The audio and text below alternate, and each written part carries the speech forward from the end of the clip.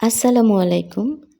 কল্পনাস food ব্যাংকে সবাইকে স্বাগত জানাচ্ছি আমার আজকের রেসিপি দেখার জন্য। আমার আজকের রেসিপি বাদাম ভর্তা।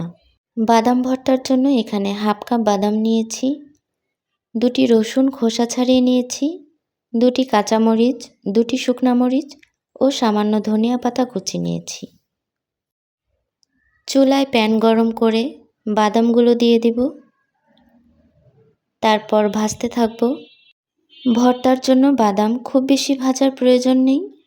কিছুক্ষণ মিডিয়াম টু লো হিটে ভাজার পর যখন এভাবে খোসা ছাড়ানো যাবে তখন নামিয়ে নেব।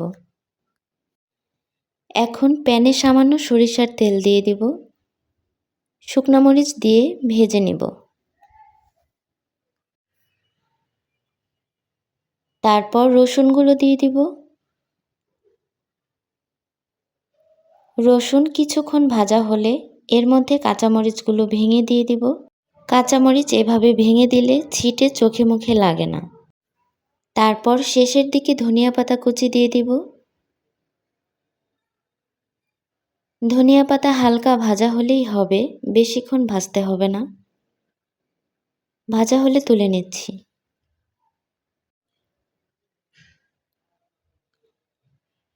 এখন পাটায় সবগুলো বেটে নিব। স্বাদ মতো লবণ দিয়ে প্রথমে শুকনা মরিচ ও কাঁচা মরিচগুলো বেটে নিব।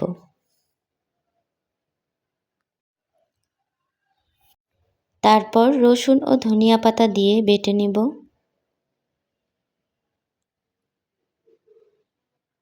এবং সবশেষে বাদামগুলো দিয়ে দিব। ভাজা বাদামগুলো আমি ঠান্ডা করে খোসা ছাড়িয়ে নিয়েছিলাম। এখানে সামান্য পানি দিয়ে দিব, তাহলে বাটতে সুবিধা হবে। যেহেতু বাদামেই তেল থাকে এজন্য এই ভর্তায় এক্সট্রা তেল ব্যবহার করিনি। মিহি করে বেশ কয়েকবার বেটে নিব।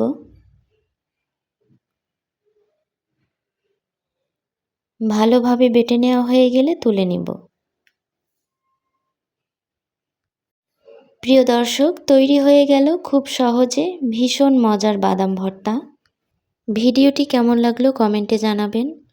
ভিডিওটি ভালো লাগলে একটি লাইক দিয়ে শেয়ার করে দিবেন এবং চ্যানেলটিকে সাবস্ক্রাইব করবেন। সবাই ভালো থাকবেন। আল্লাহ হাফেজ।